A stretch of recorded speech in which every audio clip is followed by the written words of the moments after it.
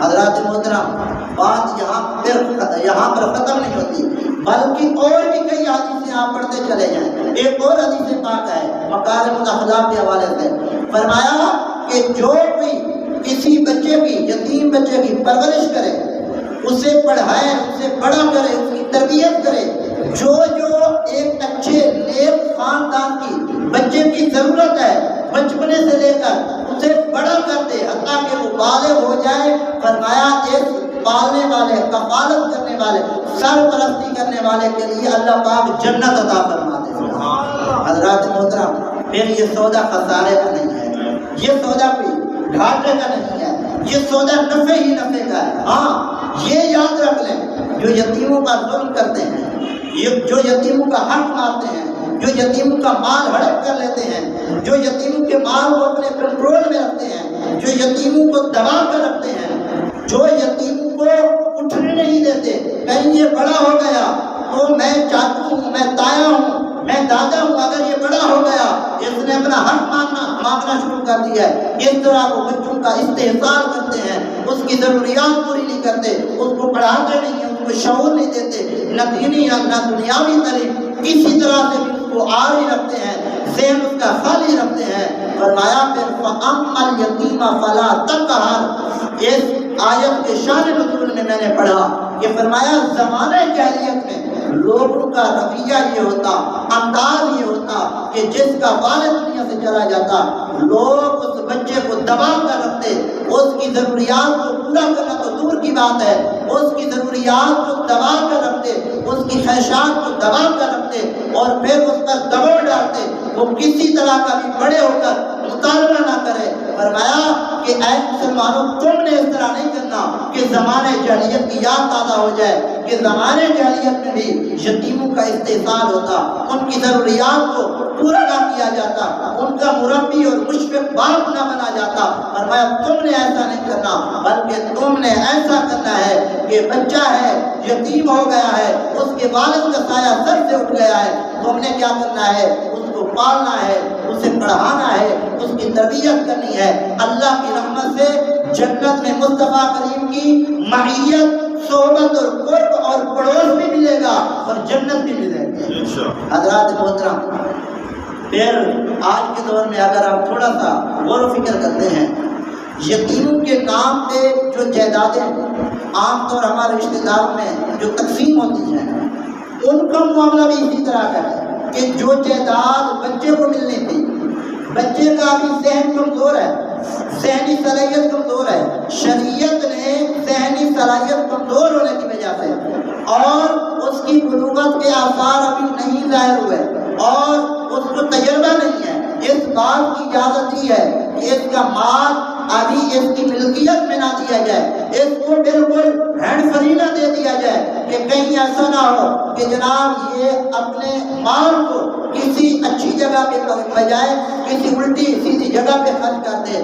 یہ تو شریعت نے ہمیں اجازت دی ہے، لیکن ہمارے ہاں اس شریعت کی اجازت سے ناجائز فائدہ اٹھایا جاتا ہے۔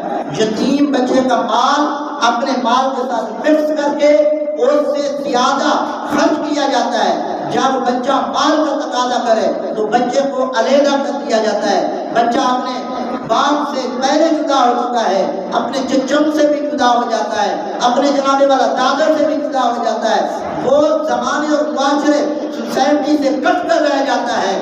پہلے بھی اس کا پرسان حال نہیں تھا، اب تو اس کو کوئی جگہ بھی نہیں دیتا۔ حضرات محترم، کیا آج کس کس بات کا رونا روئیں؟ کہاں کہاں ہمارے بچے یتیم ہوئے، کہیں ہزاروں میں یتیم ہوئے، کہیں سینکڑوں میں یتیم ہوئے، کہیں جناب والا اس سے اوپر نیچے آپ فگر دیکھ سکتے ہیں۔ ابھی فلسطین کے معاملے کو دیکھ لیں، کتنے ایسے بچے ہیں جن کے باپ کا پتہ نہیں، وہ کٹ گیا ہے یا کہیں ہجرت کر لیا ہے، جس کی ماں کا پتہ نہیں، وہ زندہ ہے یا فوت ہو گئی ہے۔ کتنے ایسے لاوارث بچے وہاں موجود ہیں جن کا باپ نہیں، جن کو اٹھانے والا نہیں، جن کو پیار دینے والا کوئی نہیں، جن کی پرورش کرنے والا کوئی نہیں، جن کو پالنے والا کوئی نہیں۔ حضرات محترم، تو کیوں نہ پھر ہم یہ عزم لیں، یارو ہماری وہاں تک تو رسائی نہیں، ہم جہاد فی سبیل اللہ میں شرکت تو نہیں کر پا رہے، تو کیا ہی خوب ہو کہ ہم کسی ایک یتیم کا دست اور بازو بنیں، اس کو تھامیں، اٹھا لیں کہ جناب ایک بچہ انشاءاللہ الکریم اس کی میں کفالت کروں گا. پہلے ہم فلسطین کی طرف جائیں، اس سے پہلے ہم اپنے علاقوں کو دیکھیں، اپنے رشتہ داروں کو دیکھیں، اپنے پڑوسیوں کو دیکھیں. یار میں کبھی کبھی یہ بات سوچتا ہوں کہ یار اگر آج ہم کسی کے یتیم کے ساتھ اچھا سلوک کر لیں تو ہم اپنی زندگی کے ساتھ کیا بھروسہ رکھتے ہیں؟ کیا بعید کہ آج میں بول رہا ہوں کل نہ ہوں، کیا بعید آج آپ سن رہے ہیں کل نہ ہوں. ہمارے وہی بچے جو ناز نخرے میں پلے ہیں، وہی بچے جو گلی محلوں میں اپنی ضروریات کو پورا کرتے ہوئے غریب مسکین یتیم نادار بچوں پر برتری جتلا رہے ہوتے ہیں، کیا بعید وہ کل یتیم ہوں؟ کیا بعید ان کے والد کا سایہ ان سے اٹھ جائے؟ تو ہمارے بچے بھی اگر یتیم ہو گئے تو مجھے بتائیں ان کے اوپر اگر دست شفقت رکھنے والا کوئی نہ ہوا تو آج ہم تھوڑا سا غور و فکر کریں. ہم اگر وہاں زندہ ہوں، ہمارے تک یہ خبر پہنچے، اور قبر میں ہر مسلمان مومن زندہ ہوتا ہے، والدین کو ان کی اولاد کے بارے میں رپورٹ دی جاتی ہے، ہر جمعرات یا ہر سوموار کو اولاد کا نام اعمال پیش کیا جاتا ہے. کہیں بڑے بھائی نے چھوٹے بھائی کو بے دخل کر دیا، پڑھ رہا تھا پڑھائی کنٹرول کر لی، روک دی. اگر وہ کہیں اچھا خاصا کما رہا تھا اس کو وہاں سے جناب والا بے دخل کر دیا. تو مجھے بتائیں پھر اس وقت ہم کیا کر پائیں گے؟ ہم تو قبر کے نیچے، ہم تو مٹی کے نیچے، ہم تو قبر کے اندر موجود ہوں گے، ہم کچھ نہیں کر پائیں گے. ہاں آج زندگی ہے، آج سانس ہے، آج پیسہ ہے، آج ہم کسی کی ضرورت پوری کر سکتے ہیں. تو آئیے عزم کریں انشاءاللہ کریں ہم یتیم کا دست اور بازو بنیں. بیان کرنے کے لیے بہت کچھ بیان ہو سکتا ہے. آقا پاک علیہ السلام نے یتیموں کے ساتھ کتنا حسن سلوک کیا. یتیم آیا در پہ، سوال کرنے سے پہلے اسے عطا کر دیا. فَأَمَّا الْيَتِيمَ فَلَا تَقْهَرْ وَأَمَّا السَّائِلَ فَلَا تَنْهَرْ کہ اے محبوب آنے والے منگتے کو آپ نے جھڑکنا نہیں ہے، وہ مانگتا چلے جائے، آپ عطا کرتے چلے جائیں. ہم تو اس نبی کے امتی ہیں، ہم تو اس نبی کے ماننے والے ہیں جو نبی اپنی امت کو، اپنے صحابہ کو یہ تعلیم کرتے ہیں کہ تم کسی یتیم بچے کے سامنے اپنے بیٹے کو یہ نہ کہنا ہے بیٹا یہ کام کر لو، کہیں اس کو اپنے والد کی یا والدہ کی یاد تازہ نہ ہو جائے. کاش کہ میرے والد بھی زندہ ہوتے، وہ بھی مجھے کہتے کہ بیٹا یہ یوں کر لو، بیٹا یہ کیا کھاؤ گے، بیٹا فلاں چیز لے لوں. نہیں یارو، یتیم کے سامنے، اس کے سامنے اس طرح کے الفاظ بھی استعمال نہ کرو کہ اس کا صدمہ تازہ ہو جائے، اسے کچھ ماضی کی یادیں آ جائیں، وہ اسی میں کھویا رہے، مستقبل کو بھول جائے. نہ یارو، یتیموں کے ساتھ بھی، مسکینوں کے ساتھ بھی وہی سلوک کرو جو اپنے بچوں کے ساتھ کرتے ہو. ارادہ کرتے ہیں انشاءاللہ.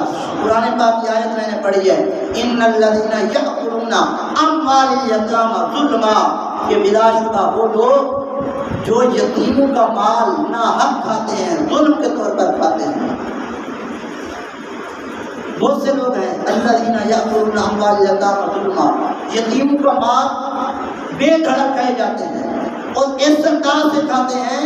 ہاتھ کی صفائی اس طرح کی ہوتی ہے کہ دوسروں کو یوں محسوس ہوتا ہے یار یہ تو بندہ اس یتیم کا بڑا خیر خواہ ہے، اس لیے تو کفالت میں لیا.